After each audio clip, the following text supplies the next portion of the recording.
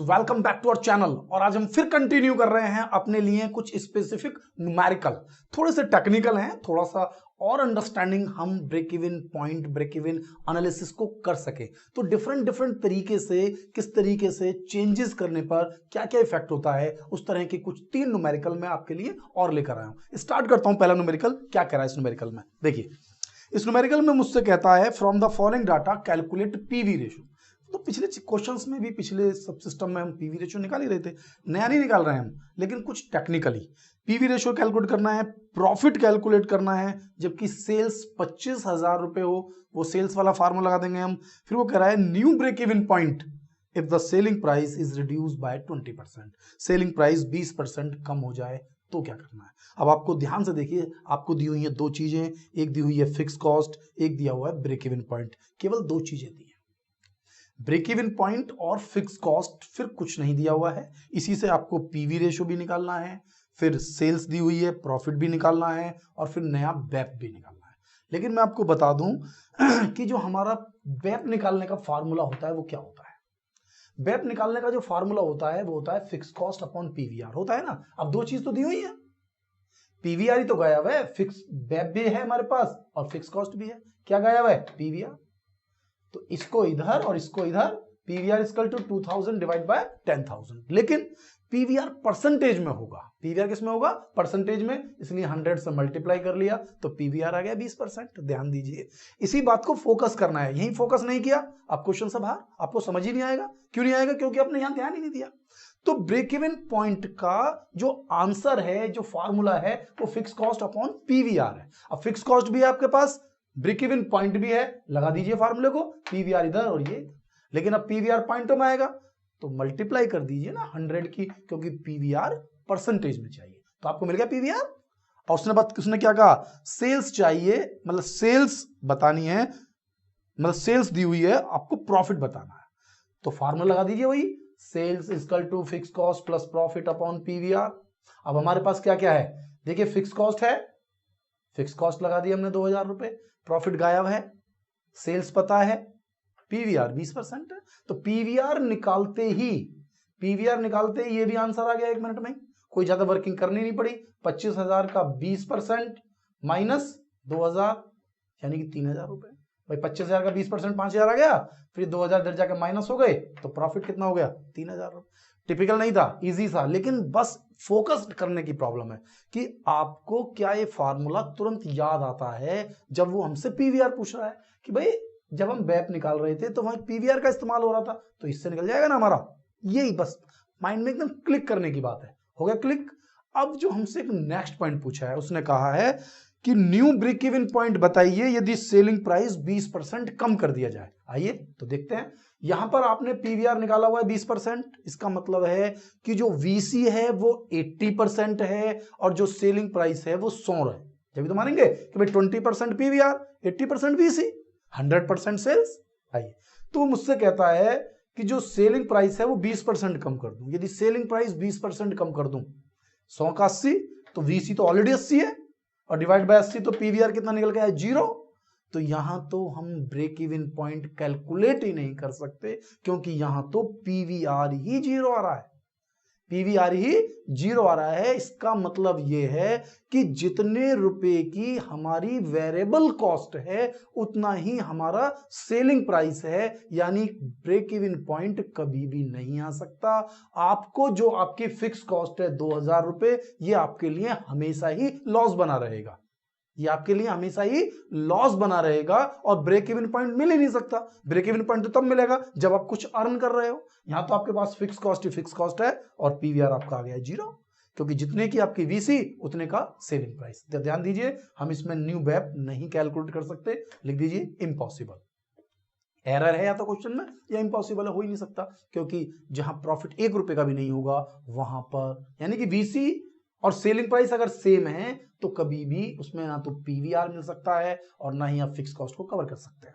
ठीक है बेटा, तो ले लेते हैं एक और न्यूमेरिकल, सो दैट कि हम उसको और अच्छे तरीके से समझें। इससे अगले न्यूमेरिकल में कह रहा है calculate from the following information break even point. आपको इससे निकालना है ब्रेक इवन पॉइंट, आपको निकालना है न्यू सेलिंग प्राइस। यदि ब्रेक इवन पॉइंट को कम करके 5000 कर दिया जाए, और यदि ब्रेक इवन पॉइंट, दोबारा से इसी क्वेश्चन को पूछा गया है कि ब्रेक इवन पॉइंट यदि सेलिंग प्राइस 10% रिड्यूस कर दे, लेकिन यहां शायद निकाल पाएंगे क्योंकि यही तो प्रॉब्लम थी। हर क्वेश्चन में प्रॉब्लम नहीं है ये कि सोचने लगो कि हर क्वेश्चन को गलत कर दें। आइए तो क्वेश्चन में हमें इसमें दिया हुआ है फिक्स कॉस्ट, हमें दिया हुआ है variable cost 6 rupees per unit, हमें दिया हुआ है सेलिंग प्राइस 12 रुपए, यानी फिक्स कॉस्ट भी है, कंट्रीब्यूशन भी है। तो सबसे पहले इन्होंने जब मुझसे पूछा ब्रेक इवन पॉइंट, ये तो बिल्कुल मजाक हो गया कि फिक्स कॉस्ट भी है, एसपी भी है, वीसी भी है।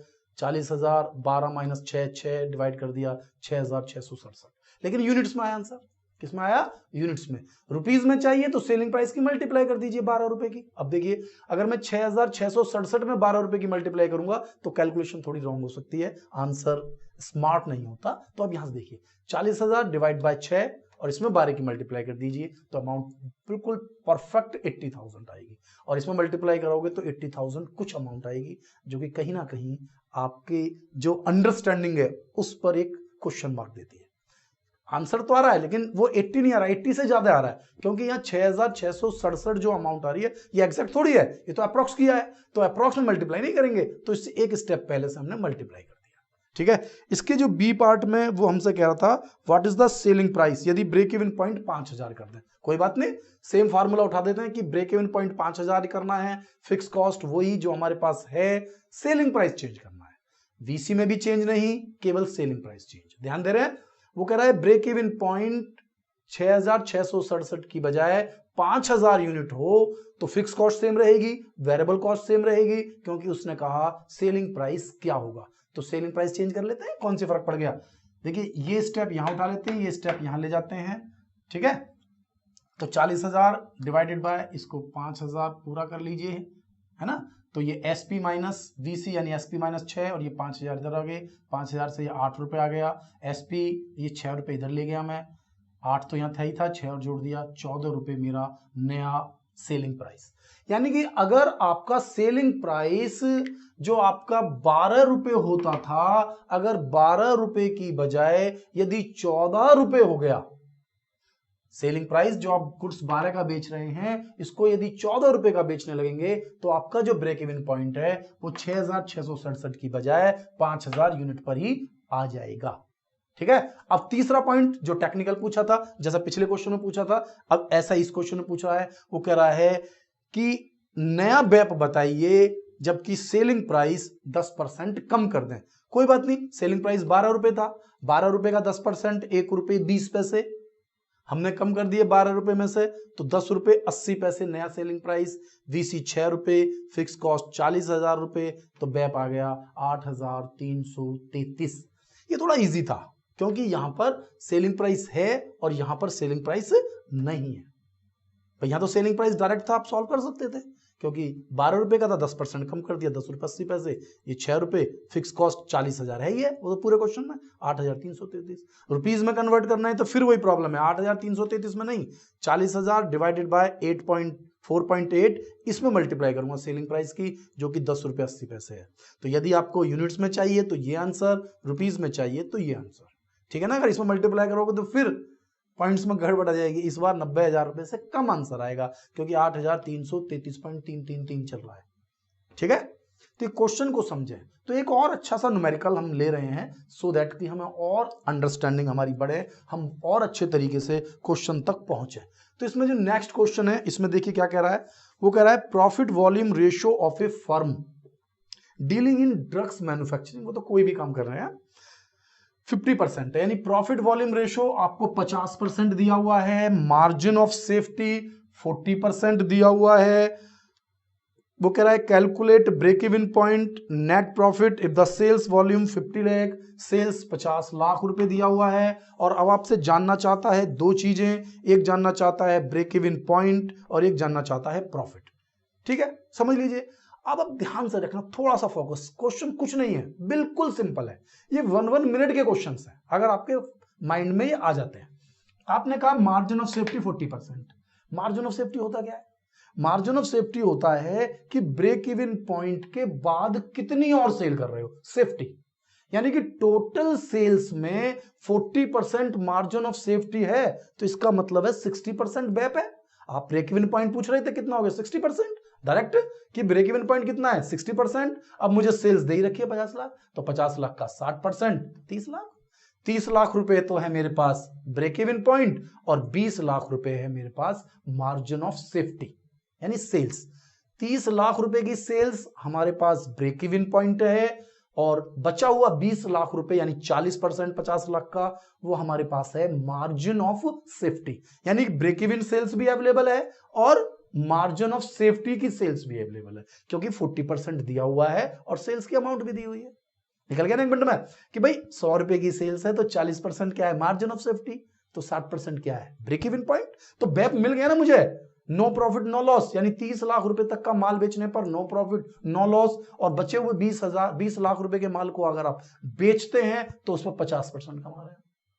हमारे ना 50 लाख का 40% मार्जिन ऑफ सेफ्टी यानी कि 20 लाख। इस 20 लाख पर प्रॉफिट कितना है भाई, वीसी 50% और बाकी चीजें फिक्स कॉस्ट और प्रॉफिट 50%।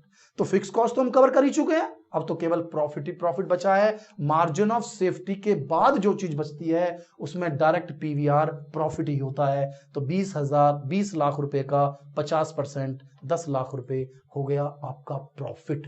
लगातार फोकस कीजिए। 50 लाख रुपए की सेल्स थी, 40% सेफ्टी है, तो जो मार्जिन ऑफ सेफ्टी के बाद मतलब बैप के बाद आपका 40% माल बेचा हुआ है, जिस पर आधा प्रॉफिट है 50%। भाई पीवीआर में दो चीज होती है, फिक्स कॉस्ट और प्रॉफिट। तो जब तक बैप नहीं आता तब तक दो चीज होती है, फिक्स कॉस्ट और प्रॉफिट। और एक बार ब्रेक इवन पॉइंट आ जाता है तो उसके बाद पीवीआर के अंदर केवल प्रॉफिट बचता है, क्योंकि फिक्स कॉस्ट तो चाहिए ही नहीं। इसके अलावा इन्होंने जो हमसे नेक्स्ट पूछा है इस क्वेश्चन में, उसे अब देख लेते हैं। वो कह रहा है नेट प्रॉफिट निकाल लिया हमने, find out sales to earn a net profit of 750, 7,50,000 रुपए का प्रॉफिट कमाने के लिए कितनी सेल करनी पड़ेगी। ठीक है, तो ये वाला फार्मूला मैंने बताया था आपको, sales equal to fix cost plus profit upon PVR. और भी फार्मूले हैं, इनको इस्तेमाल किया जा सकता है, लेकिन मैं सोचता हूं कम से कम फार्मूलाज में अपना काम कर लें, जो हमें पता है उसी का यूज करते रहें। देखिए इसमें मुझे प्रॉफिट दिया हुआ है 7,50,000 रुपए का अवेलेबल है, पीवीआर अवेलेबल है, दो चीज गायब है, ना तो मुझे सेल्स पता ना फिक्स कॉस्ट पता। अब सेल्स तो मैं बता भी नहीं सकता, सेल्स तो तभी पता चलेगी जब फिक्स कॉस्ट आ जाएगी, लेकिन फिक्स कॉस्ट तो बता सकता हूं, क्योंकि फिक्स कॉस्ट क्या है। देखिए जो मेरे पास बीईपी है, क्या है मेरे पास बीईपी, यहां पर ही आ जाइए, वापस आ जाइए, फार्मूला था ना मेरे पास, BEP equal to fix cost upon PVR. अब मेरे पास बैप भी है पीवीआर भी है, दोनों की मल्टीप्लाई कर दूं तो फिक्स कॉस्ट आ गई। तो बीईपी और पीवीआर की मल्टीप्लाई कर दी, फिक्स कॉस्ट आ गई। बीईपी है मेरे पास 30 लाख रुपए, पीवीआर है 50% यानी 15 लाख रुपए फिक्स कॉस्ट है। तो 15 लाख रुपए फिक्स कॉस्ट है, 7.5 लाख रुपए प्रॉफिट है, यानी 22.5 लाख रुपए डिवाइडेड बाय 50% यानी कि 45 लाख रुपए।